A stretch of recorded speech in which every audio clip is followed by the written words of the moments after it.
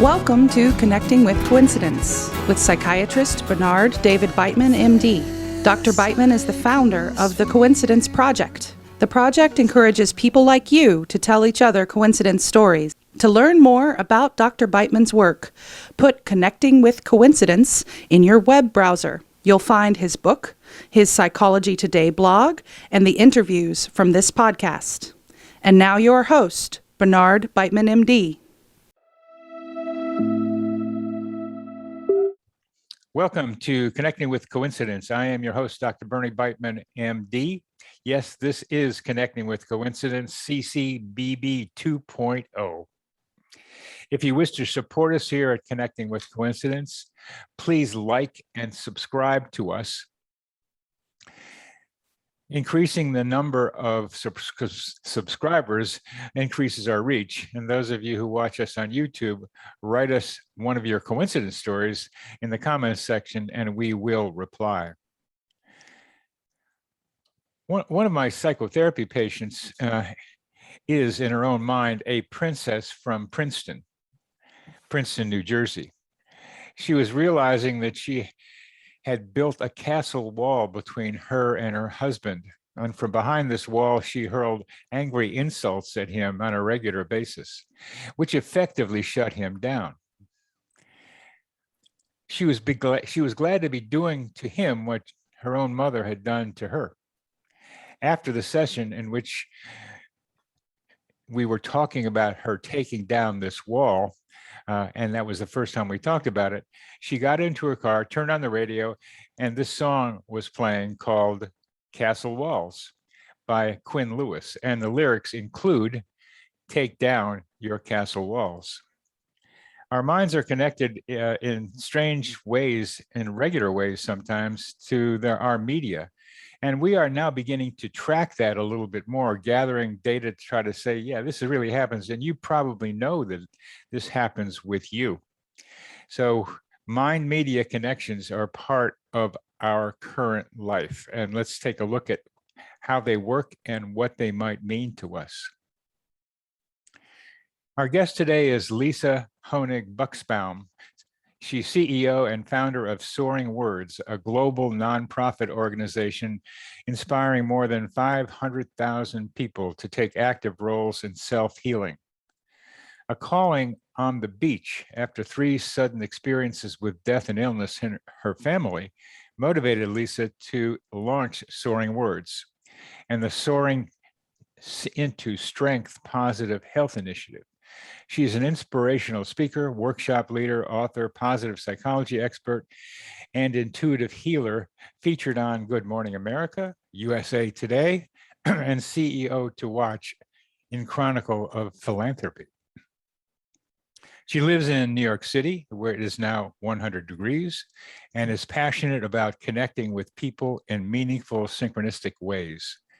Lisa graduated with honors from the University of Pennsylvania, MBA Columbia University, and more recently, a master's degree in positive psychology from the University of Pennsylvania, working with the founder of positive psychology, Dr. Martin Seligman. Welcome to the show, Lisa. Thank you, Bernie. It's wonderful to be here. Well, let's start off with one of your good coincidence stories. I know you have plenty of them, but let's start with one of your good ones. Thank you. So I'm going to share a coincidence story that really was a turning point in my life. My 40th birthday was a milestone. All of the 0.0 birthdays are, but especially after those 3 experiences with death and illness, I wanted to celebrate. I really missed my brother, Gary, my only sibling, who had died of an asthma-induced heart attack 2 years earlier. So at 5:30 the morning after my birthday party, which was fabulous, I was race walking to the gym 10 blocks from my house. And my best friend from college had been the MC, and the party was really wonderful. But I'm going to the gym the next morning, and the New York City streets are deserted. And I step onto the sidewalk in front of the Museum of Natural History, and I start crying softly at first, and then I start giving into enormous sobs. And I say, last night was perfect. except you weren't there and I miss you. And I'm screaming out to my brother, give me a sign. And because the streets were deserted, I don't normally talk to my deceased relatives out loud on the New York City streets, but it was okay. Just in that moment when I said, give me a sign, a truck with a giant lavender butterfly silently pulled away from the curb. And this time I'm crying, but in gratitude. And I look up at the sky and I say, thanks, I got it. I had often seen butterflies, especially when I felt the loss of my brother. But as my shimmering gratitude starts to dissipate, my tone turns defiant and I shout, the butterfly's great, but it's not enough. I'm greedy. I want you. And I take another step forward and I freeze right there on the sidewalk, because immediately below my right foot is a tiny red heart. And I bend down and pick it up. And I understand that this is Gary's gift to me and a reminder that he's always with me. And this morning, the timing was so synchronistic and coincidental, because this was the morning that after my swim, I was going to sit down and start writing the business plan for Soaring Words. And the heart is the logo for Soaring Words. That is my coincidence story. That story, that experience, both with the butterfly and with the heart, must have somehow spurred you on even more, because you experienced that right before you were going to write the business plan for Soaring Words. So your heart soared like a butterfly in creating this organization of yours, which has influenced at least 500,000 people, which is a pretty good number. How is Soaring Words, which began with this coincidence, which began in part with the coincidence, spurred you on with the coincidence, how are synchronicity and Soaring Words related in your development of both of those ideas? Well, to me, I live my faith, which is Judaism, but I also recognize the humanity and the sanctity of each person. But synchronicity is kind of a guiding path of my life. And the way I fell into Soaring Words was during the height of my son's illness. And today my son's fully recovered and the dad of a beautiful daughter and has a wonderful wife. But when he was very ill, I would walk along the beach, also 5:30 in the morning, crying, praying, and singing. Because when you're a caregiver, you are needed 24/7. And during this walk, I was singing and just doing my prayers, and the name and feeling Soaring Words came to me from above. And I heeded that call. I knew, I saw my whole life flash in front of me. This was like, a lot of people talk about near-death experiences. This was a near rebirth life experience. I saw my whole life come in front of me like a red taffeta ribbon. And I saw all the things that it's taken the last 21 years to build with Soaring Words. But in that moment on the beach, I saw it and I accepted that call. So I knew why I was born. I knew that all the things I had done in my life, being a candy striper as a young girl, helping people in hospitals, and being the person who was on a lot of not-for-profit boards, helping, doing, using marketing to help organizations, to help people. I knew that I was being led to this initiative. And I knew that there were so many other people who had had trauma, grief, tragedy, setbacks in their life.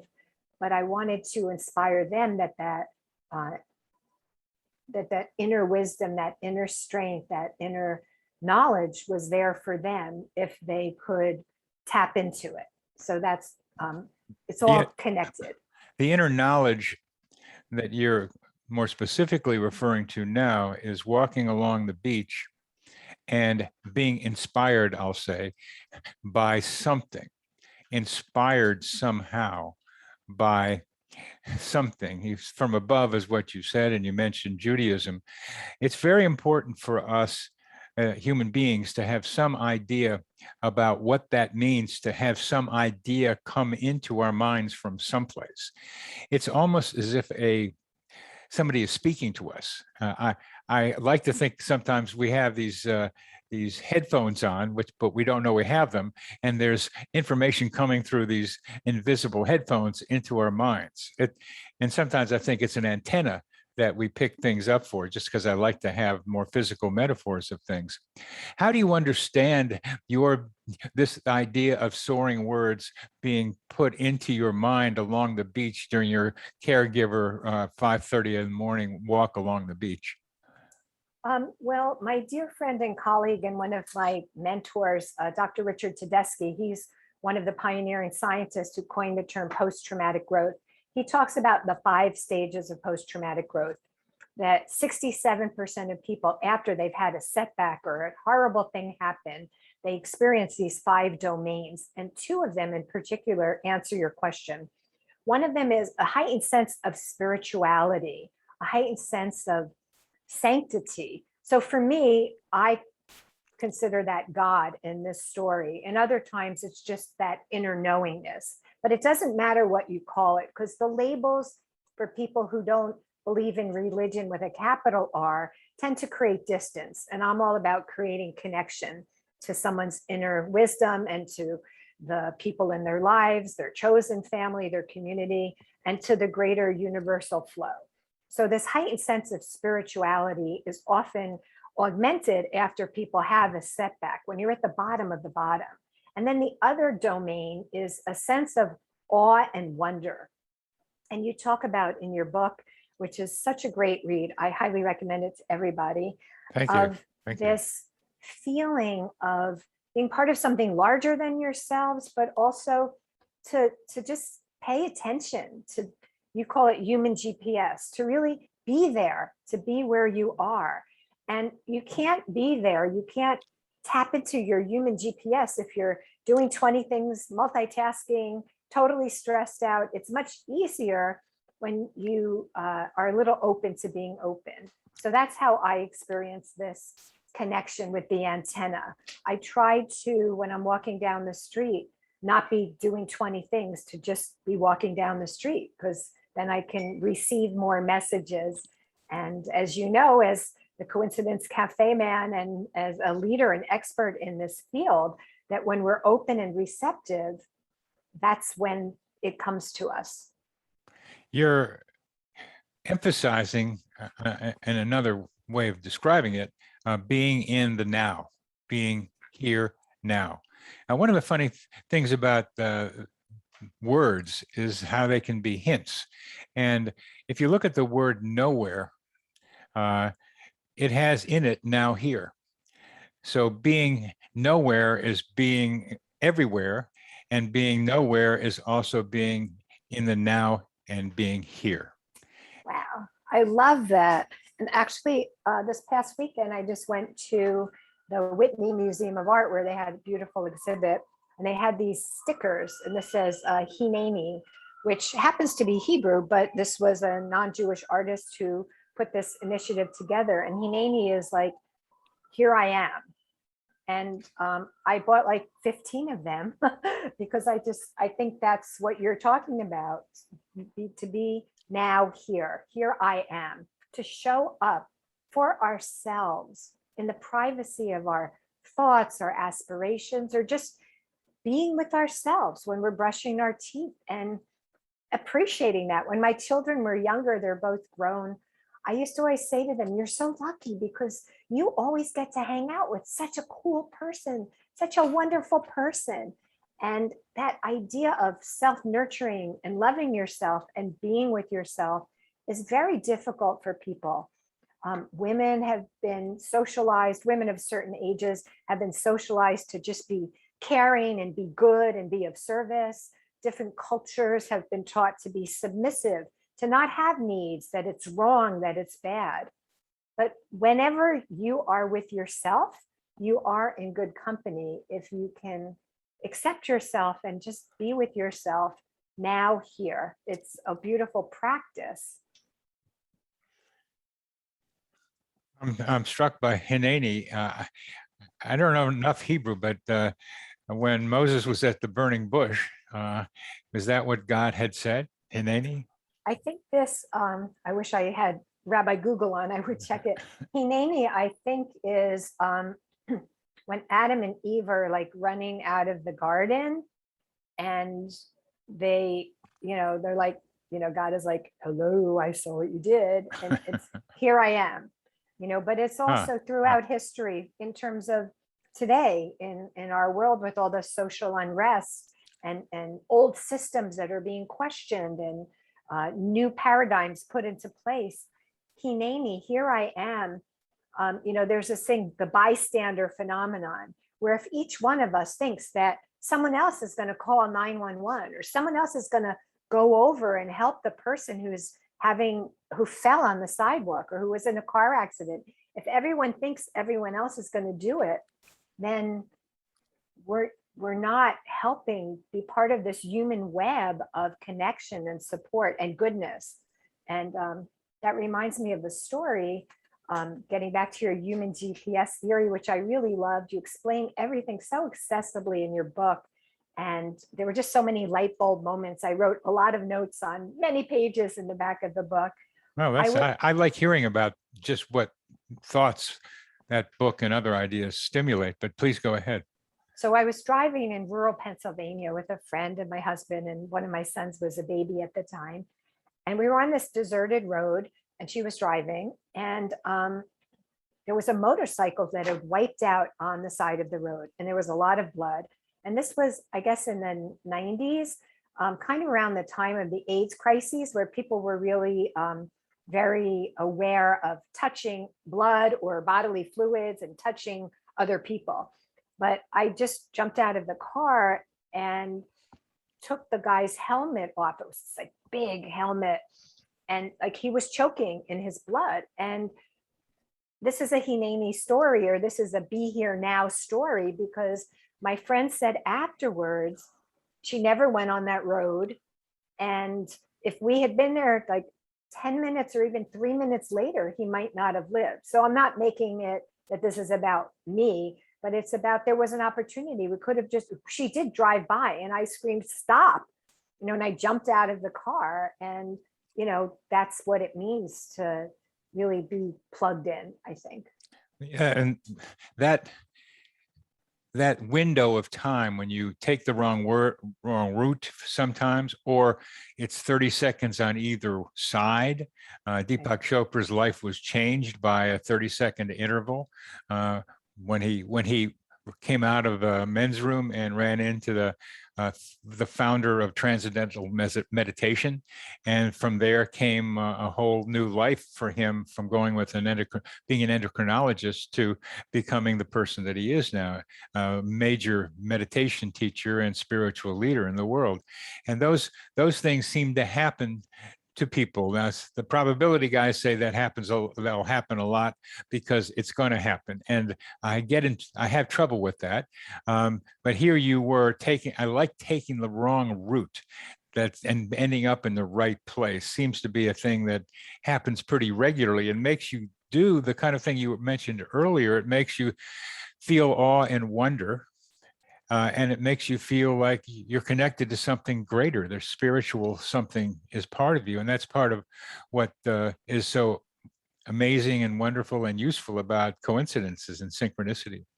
And one of your coincidence experiences has to do with what some people call the library angel or book angel.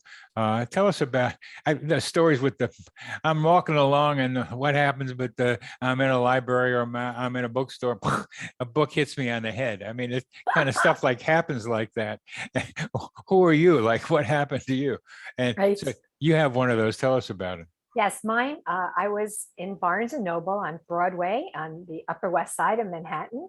And I am a book junkie. I have thousands of positive psychology books and books about love and connection and inspirational stories, and just always learning and always curious. So we were going to Montreal for a couple of days over Labor Day weekend, my husband, our younger son, and myself. And I needed to get some books because I have to have books. So, and I like to read books and hold books and write in books and mark them up. So I'm in Barnes and Noble. I'm going up the escalator and I look over to the left and a book is flashing. Flashing? What do you mean flashing light. Now, of course, no one else could see the light. That's what I'm asking. Yeah. I saw this light emanating from the book, almost as if the book had been backlit and the batteries were out. It was literally flashing. So I said to the book silently, I see you. I'm coming, because a book had never done that before or since. So I went up the escalator, down the escalator, went up to the book, and I pulled it out, and it was Flourish by Dr. Martin Seligman. Now, I had gone to the University of Pennsylvania as an undergraduate, then I got my MBA and had a really great career in marketing and advertising. But I bought this book and I said, I guess I'm supposed to read you. Now, over that weekend, it was a very bizarre, like if this were a movie, the music would become very ominous and dramatic right now. They were predicting hurricane warnings in New York City, which that was before the global disaster of the week, global climate change and so on. So it's just this crazy time. And we got out of town and we're in Montreal and I'm reading this book. And at dinner, I say to my son and my husband, I'm going to go back to Penn and get my master's in applied positive psychology. There's this program. And they're like, you work 50 hours a week. How can you go get another master's? By the way, you have a master's. But I was called to this book. And I applied to the program and got accepted. And I had already been running Soaring Words for 11 years. But what I realized is all the things that I had been doing with Soaring Words were based on positive psychology frameworks and interventions that are empirically, scientifically valid. But I just didn't know it. So when I went back to Penn, I got the academic training and the framework to forward my work. So that was a real synchronistic story about a library angel. I've never heard one with the book flashing. I've had the other ones, but that's fortunately it didn't fall on my head. Well, that happens too. But this one, that's pay attention to me kind of book. That's a good one. And I like getting these subdivisions of the general category of library angel, with which Arthur Kessler named library angel. Now there's some people, I do too, call it internet angel. You can be looking on the internet and stuff shows up. I mean, internet's a lot of problems, but there are some interconnections that the internet helps us experience, and something like what happened to you. But there's two important points that I think our listeners might get from both your heart story early on, and from this Martin Seligman flash by you book, because you can see a heart at your foot. You can see maybe a book flashing, which is a odd thing, or a book falling out and right in front of you, or you're just drawn to a book. That's a human GPS kind of thing. You're just getting pulled over to where the book is without knowing why. And your hand moves up and you pick it. Those are things that get you to a place, the heart, the book. But you bring to it an interpretation of the meaning of it for you right now. Yes. You bring your life, your experiences to that particular incident. And so it becomes something more than a flashing book and a heart underneath your foot, because you bring meaning to it. You bring your personal meaning to it. What do you think about that? I call that open to being open. It's just being supple, or in nature, we talk about tensility. It's the bamboo tree moving in the wind and not being rigid. It's those trees that are really big that look like badass trees, but those are the ones that don't do well in a storm. So I just feel that because I expect the synchronicity and the coincidences, and because I honor them and I respect them, that I know that the body and coincidences and synchronicity, they're very important guideposts along the way. So other people might be like, well, no, I'm just making it up. But the truth is that even the Templeton Foundation which is a very prestigious research organization, they say that 50% of Americans and North Americans have reported having this knowingness or these incidents that have happened to them. And when I was invited to join your circle of coincidencers, which has been such a life-changing experience also, I just said, okay, like now I want to have more coincidences and I want to be more receptive, and more magical things are happening, more synchronistic things are happening because I'm not trying so hard. There's different situations where I wanted to present at something and I just put that intention out there, but then I left the space and the people are coming to me, and that's a different energy than working so hard and trying so hard to make it happen. You've just mentioned a vital principle in all this that a lot of people talk about, but more people need to hear about it. The idea of having an intention and then letting it go. And there are different ways of thinking about that. But I think about it as you formulate this thought in your mind and you hold it for a while as something you want, but then something happens and you said it gives you space, it provides space. I think that's right.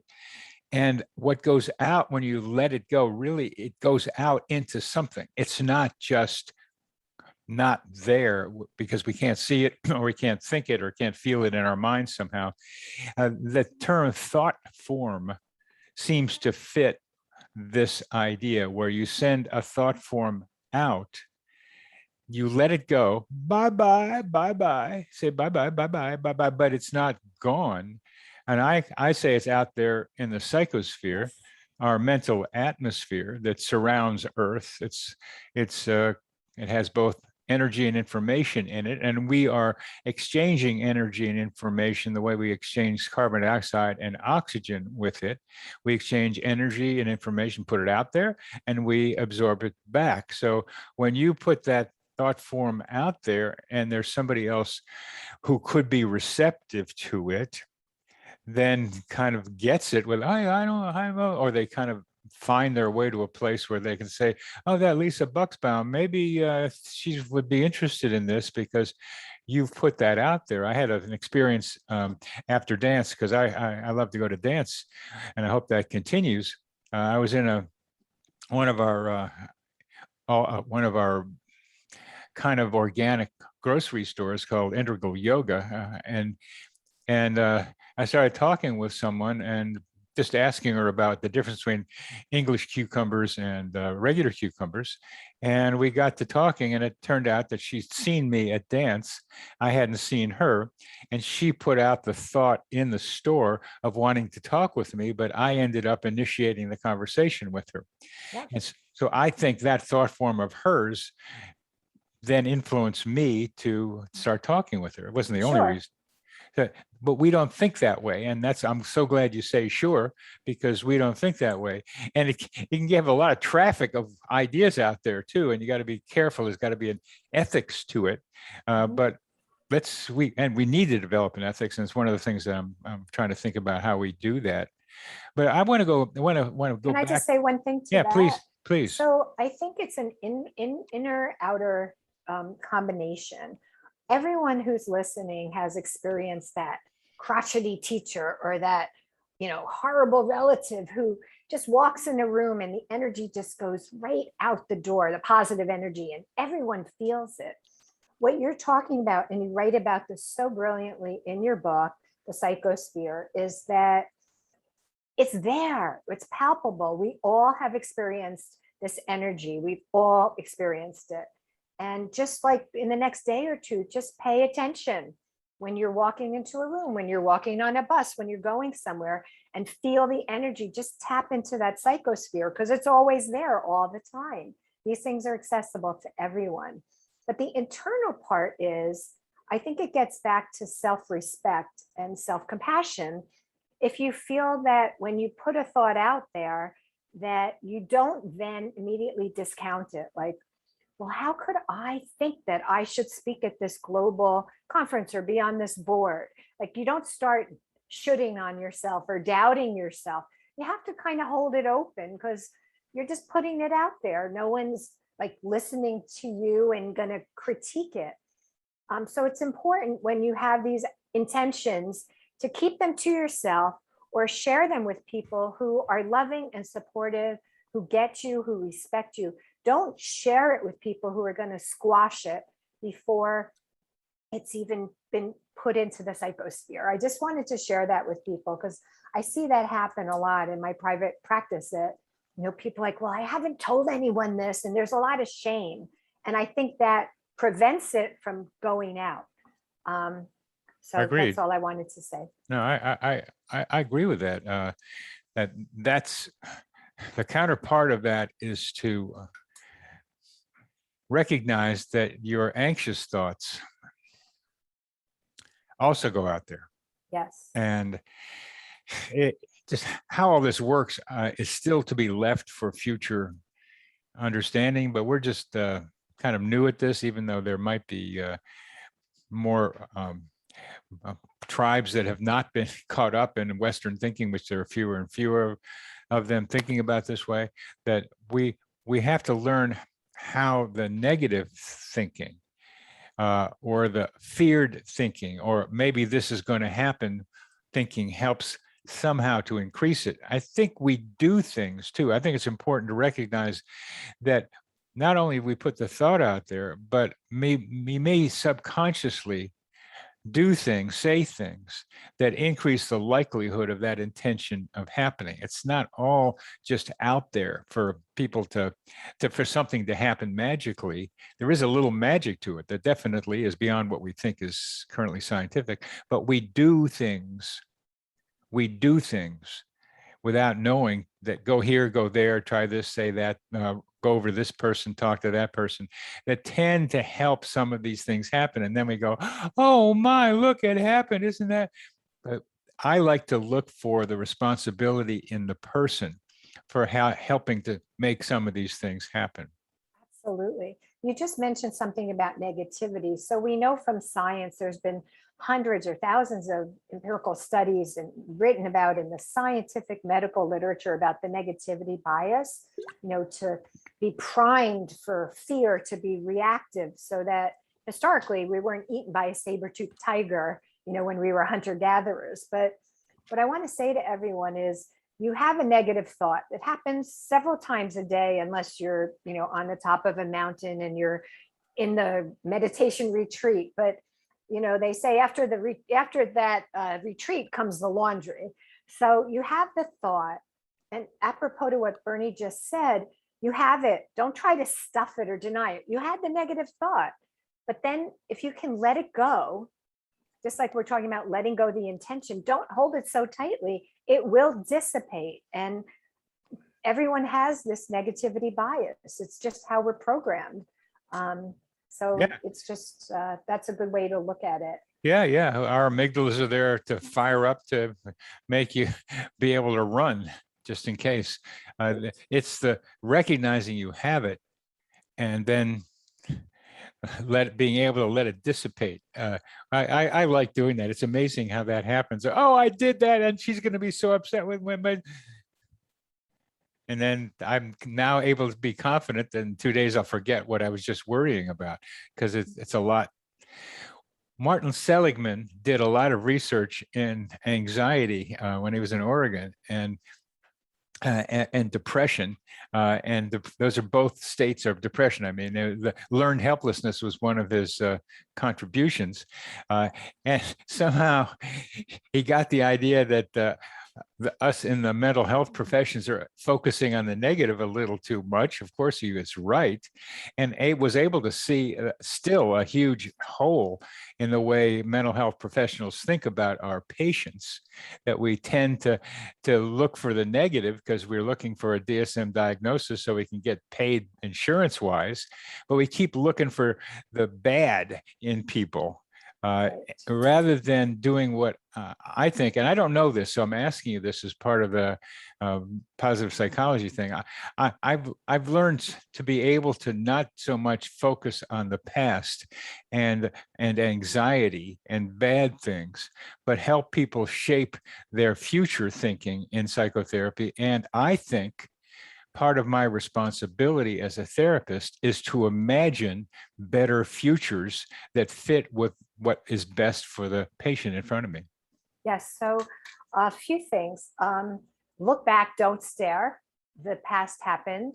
So look back, don't stare. Okay. If we can learn from it and maybe see that 10-year-old Bernie or that 12-year-old Lisa and look at that part of ourselves with compassion so that we learn, that's why I'm getting triggered. It didn't make any sense intellectually, but I'm getting triggered because, when I was 12 years old and I walked home from school for lunch with my brother, the bullies jumped out of the bushes and beat the crap out of him because he had asthma and they were bullies. So I understand when my children were young and they were tussling and punching and fighting each other, which was a normal part of adolescent development, I was getting triggered, even though I knew they weren't going to end up in the emergency room. The thing you're talking about, Bernie, is Best Future Self, which is the work of Dr. Laura King. It's one of the most powerful positive psychology interventions. And it's on my website, soaringwords.org, where if you just Google Dr. Laura King, you could see how to go through these prompts that she has, these appreciative inquiry prompts that have you look back at examples when you really flourished, look back at examples when you really felt confident and alive and in the moment, and where possibilities were so there for you. And that's how you create this best future self. One of my dear friends and mentors, Dr. Shane Lopez, he studied hope and he wrote a beautiful book, Making Hope Happen. Tragically, he died very young, but he won the gold medal from the International Positive Psychology World Congress as the youngest aspirational scientist. And Shane talks about in his book, Making Hope Happen, how you can actively construct a hopeful present and future for yourself. Like that's all available to us. And when we put that out there, this hopefulness, like making hope happen, when we have a sense of agency that we're part of it, we're not just these little marionettes, puppets being controlled, it gives us a sense of resiliency, agency, and just strength. It's a very powerful thing. And people will then pick up on that when we put that into the psychosphere. And how has becoming a member of the Coincidence Cafe helped you? And the cafe is a group of people who I like to say can let their freak flag fly and talk about weird stuff like coincidences, synchronicity, and serendipity, and with people who won't say, that's a little too much. What's wrong with you?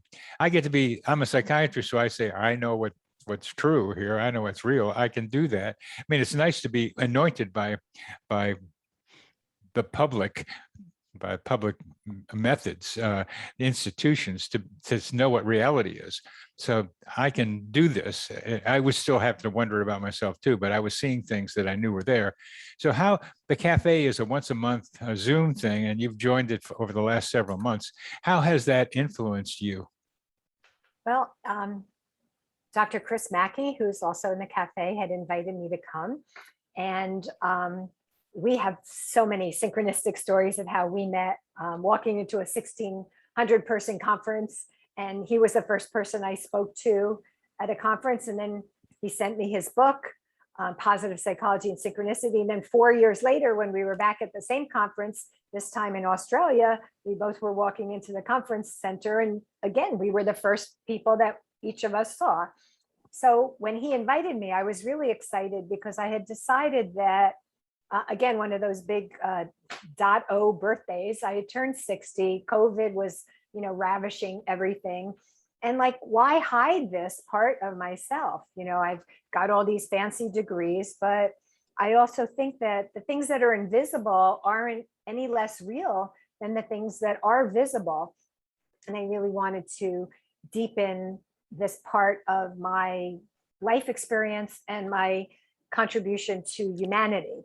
So the first time I came to the Coincidence Cafe, people were talking about, someone said, oh, I ran into a fox, a wild fox. And then like 10 people out of 22 said a fox story. And I said, I've been living out of New York City for the past several months. And I also encountered some wild foxes 3 times. And I'd never seen a fox in my life because there aren't a lot of them taking the subway or the buses in Manhattan. So that's just a fun example, but it's wonderful to be with kindred people where you can share your reality. And that's what I was mentioning earlier. It's really important that with whom you can share your intimate intentions, experiences, dreams are so important as ways that we learn how to really be more in touch with these messages that all of us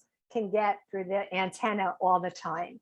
So a lot of great things have come out of being in that community, including being a guest on your show. That's what you are.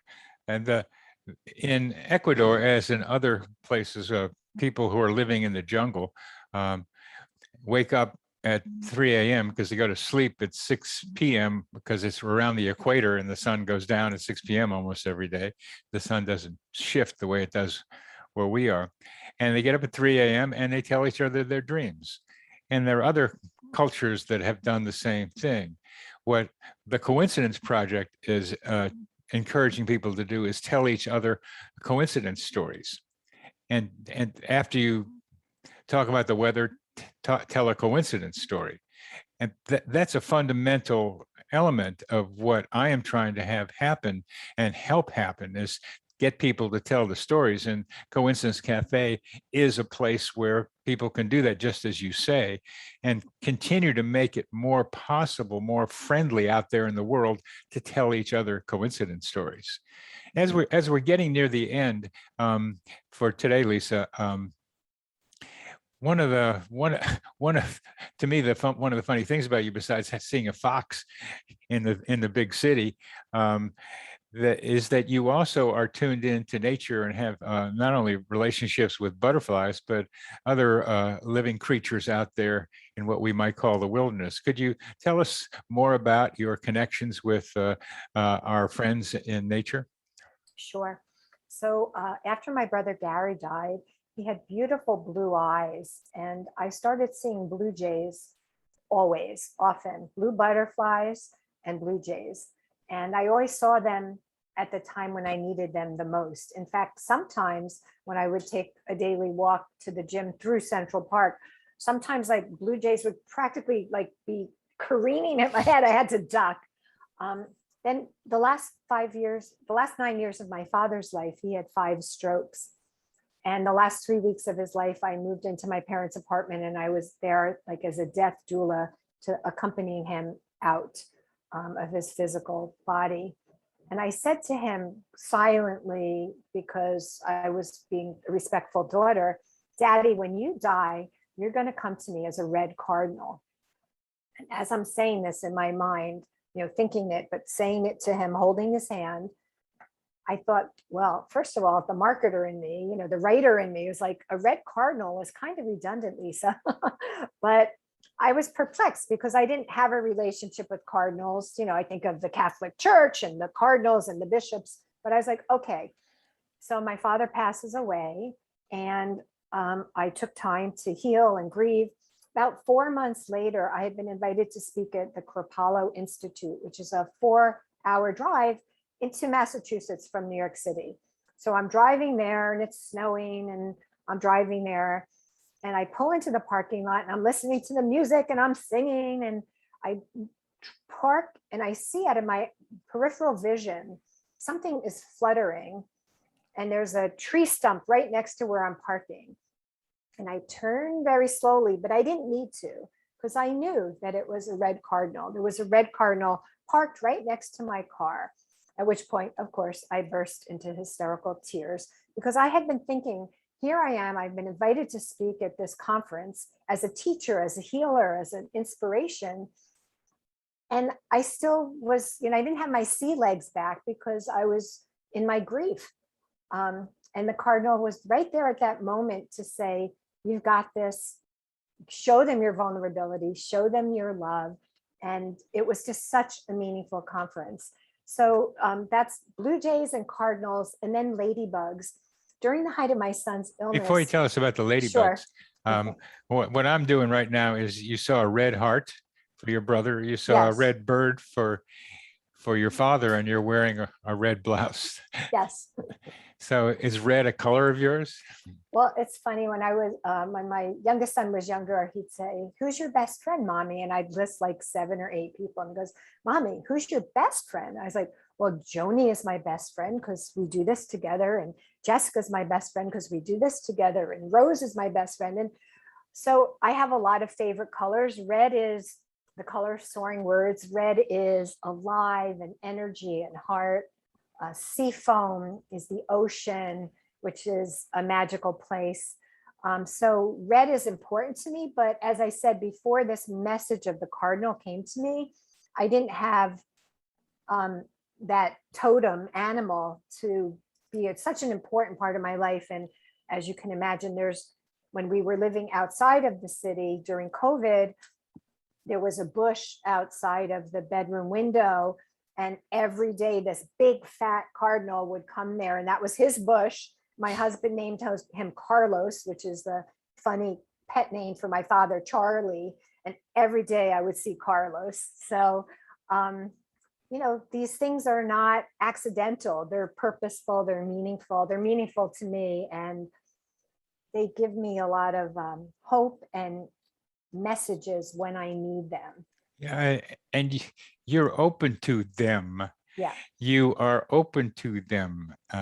You are guided by them. They help you in your life's journey. It's a wonderful thing to hear. And what comes through, and you're talking with me, Lisa, is the love that's in you. You have a lot of love in you, and you want to give it. You want to help. You want to put this love energy from your heart out there as best as you can and most efficiently as you can. And I think you're doing it. So way to go. Yeah. Thank you. You got my number. I got your number. And I wanted to out you on your show by saying that you, Bernie Bateman Batman, one of your childhood, models or superheroes, that when I think of the work that you've done, I feel like it's when they put that bat signal out into the sky of Gotham. There's a problem, there's help, we need help. And it feels to me that the work that you're doing is with this higher noble calling to give people permission to tap into this human GPS, their inner knowingness, to talk and share coincidence stories with other people, because it's such a wonderful thing to talk about instead of talking about the negative news and the calamities that are going on in the world, to share these synchronicity stories and these coincidence stories so that we can learn and grow from each other and from ourselves. Thank you, Lisa. That's just what I'm doing. And I got your number. You got my number too. So that bat signal that went out over Gotham City for Batman to show up is one of my favorite images. So thank you for getting that to me. And my grandson loves Batman. He's a Bateman. He loves Batman. So it's my grandson too. So, well, we need to close up our discussion today, Lisa. And I want to thank you very, very much for joining me on the show today. Thank you. I'm sending you strength and love. Thank you, Lisa. Bye-bye. This psychosphere is our mental atmosphere, like a hologram of cosmic consciousness.